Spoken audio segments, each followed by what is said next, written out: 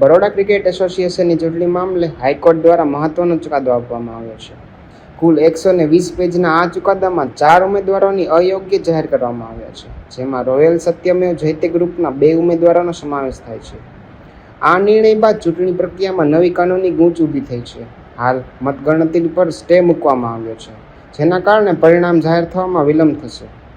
આ મુદ્દે નિવેદન આપતા જોઈન્ટ સેક્રેટરી પદના ઉમેદવાર જતીન વકીલે જણાવ્યું કે ચૂંટણી અધિકારી દ્વારા નિયમોનું યોગ્ય અર્થઘટન ન થતાં આ પરિસ્થિતિ સર્જાઈ છે. હવે આ મામલે ડબલ જજ બેન્ચ સમક્ષ અપીલ કરવામાં આવશે. સાથે જ આગામી રણનીતિ નક્કી કરવા માટે ગ્રુપ દ્વારા બેઠક યોજવામાં આવશે. હવે સૌની નજર હાઈકોર્ટના આગામી નિર્ણય પર ટકેલી છે.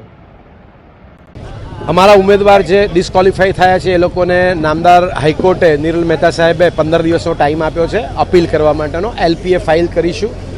જે સલાહ કાયદાકીય મળશે એ મુજબ અત્યારે ડિસ્કશન થઈ જ રહ્યું છે, અર્થઘટન પણ થઈ રહ્યું છે કે આગળ શું કરવું એની ચર્ચા થઈ રહી છે અને એને પ્રમાણે નિર્ણય લીધા બાદ જો એવું નક્કી થશે કે એલપીએ ફાઇલ કરવી છે તો આગળ એલપીએમાં આગળ જઈશું.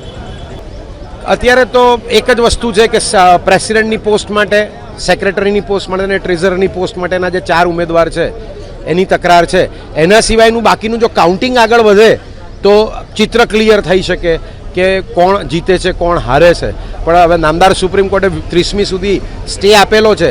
જે 18મી તારીખે એમણે 18મીને આગળ 18મીએ જે કરેલી એરેન્જમેન્ટ છે આગળ કહી છે, પણ 18મીનો ઓર્ડર મેં હમણાં વાંચ્યો એ દિવસે કોઈ ઓર્ડર નથી તો એટલે મારી સમજ મુજબ એવું છે કે 13મી તારીખે જે ઓર્ડર કર્યો તો કાઉન્ટિંગ નહીં કરવું, એને આગળ વધાર્યો હશે. પણ તેમ છતાં કાયદાકીય સલાહ મેળવી રહ્યા છે. કાયદાકીય સલાહ આગળ મળ્યા એ મુજબ આગળ કાર્યવાહી કરીશું. આવા જ વધુ સમાચારો જોવા માટે સબસ્ક્રાઇબ કરો અમારી YouTube ચેનલને અને જોડાયેલા રહો Facebook, Instagram અને Twitter પર.